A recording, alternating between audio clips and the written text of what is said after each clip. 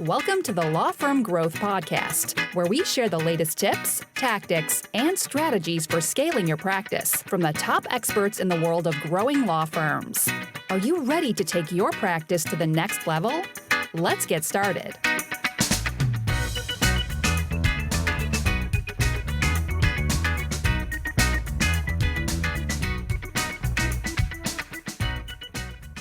Hey everybody, welcome back to the Law Firm Growth Podcast. I'm your host as always, Jan Roos, and I am here with a real life story that I think illustrates some principles that we like to think about a lot here at KCL, but it is a story about me recently going through the airport. And I'm not going to try to do my best Jerry Seinfeld impression here. Hey, long lines at the TSA, guys, long lines. Anyway, I'm joking, but actually this is about getting through the TSA clearance checkpoint. So what I found interesting about this was I was going through Austin Bergstrom International Airport. I had to get out for a family trip, and basically we had two types of machines at the TSA checkpoint. So basically the first one was kind of the old school standard scanning machine that's been around for the last 20, 30 years. That's the one where you have to take your shoes off, take your laptop out, take your iPod out, blah, blah, blah, put it in the bin, scan it through. And the other one, which is something I've actually seen a couple times at this airport so far, is what's called a Smith machine. And basically this one is a lot more high tech. So if you've ever looked over one of the agent's shoulders while they're doing it, hopefully that's not a federal crime, but it's really cool. Basically, they have this full X-ray thing. They can scan up and down. And that's why what's cool about this machine is you don't have to take your laptop or anything out of it, because they can just see the entire 360 degree rotated, all that jazz with the technology, and they don't have to take anything out, right? So I personally think it's really, really cool technology. It's super neat. Like I said, you guys probably figured this out by now, but a huge dork. So I like the fact that these things exist. But at the end of the day, which line was moving faster? And it's kind of surprising, but the old machine was outpacing, just beating the brakes off the new machine, right? And I'll also point this out that this wasn't the first time. So I actually ended up missing the first flight in my entire adult life because of a similar situation. There are a couple of factors, but I ended up missing the gate by 2 minutes, and it was the same thing. I was in the line for the Smith machine, and it was just absolutely dragging. So I think this is important. I'm not just doing a consumer rant here, but I think there's a lot of lessons to be gained here when we think about the technology that we use in our law firms. Oftentimes, there is what I believe is a false equivalent that more technology is better. And sometimes it is, but that's not always the case, not nearly as much as people make it out to be. So at the end of the day, more tech wasn't faster, and the process itself actually took longer, even though it was a lot more advanced. And I'll also say this too, more technology might not always be better, but I can almost guarantee that more technology is always more expensive, right? And this is yours and mine, assuming you guys are listening to this in the United States tax dollars here. I know a lot more of those are going to be spent on the new machine than the old machine.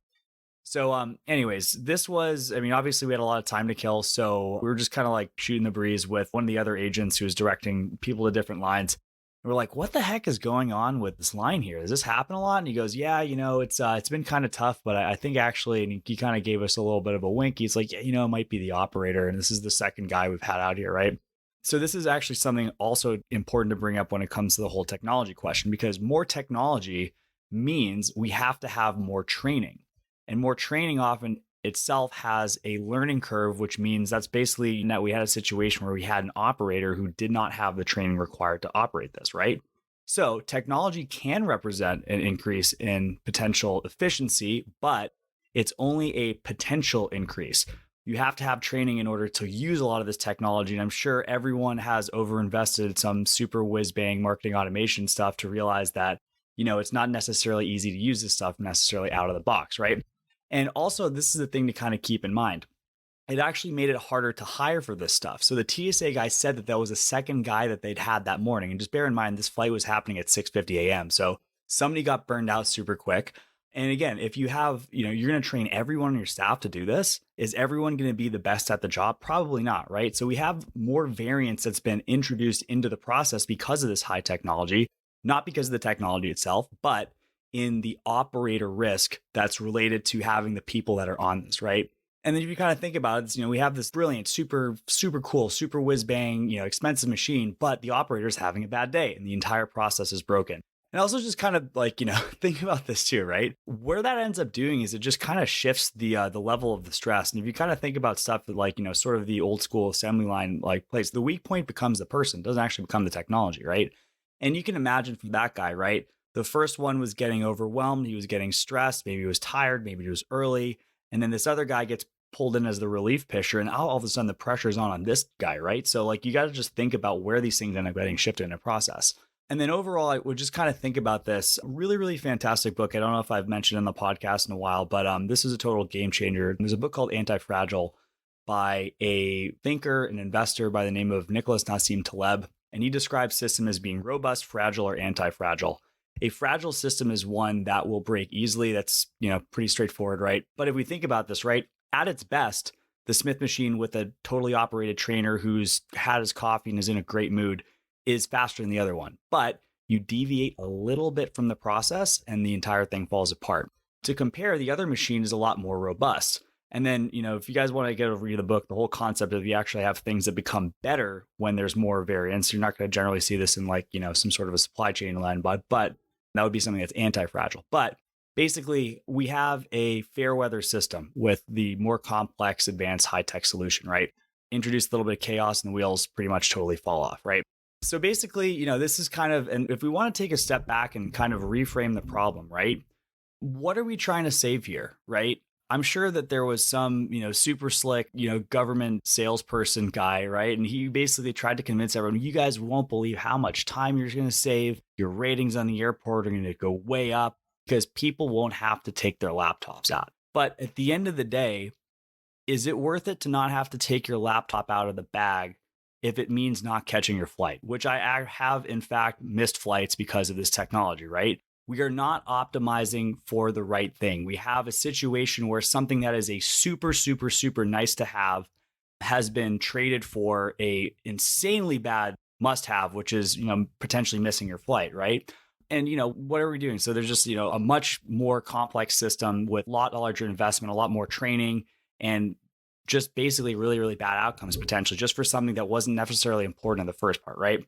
So basically, I want to kind of wrap this out too. And again, I'm not usually that much of a whiner, I swear to God, but basically, I think there's so many examples of this in marketing technology and stuff that we deal with clients all the time. I wouldn't say necessarily within the course of what we're doing for the most part on active clients, but we have to evaluate what people are bringing to any sort of deployment we have because there's marketing technology involved. We have a lot of clients, I'm always happy to do it, that say, hey, we're considering adding this or that. What do you guys think about this? And there are more situations where the sizzle is definitely very, very different from the steak when you really unpack it and see what could be potentially involved with getting these things implemented, right? So to summarize, higher tech is not better. You need to beware of the shiny object. It's very, very seductive, but when you really, really take the time to unpack these things, it's not always the same cost. And, the benefits, you have to get real on what could potentially be at stake by in making a process much, much more complicated, right? Consider how robust or fragile your process is and whether introducing a new technological element will make it more robust or more fragile.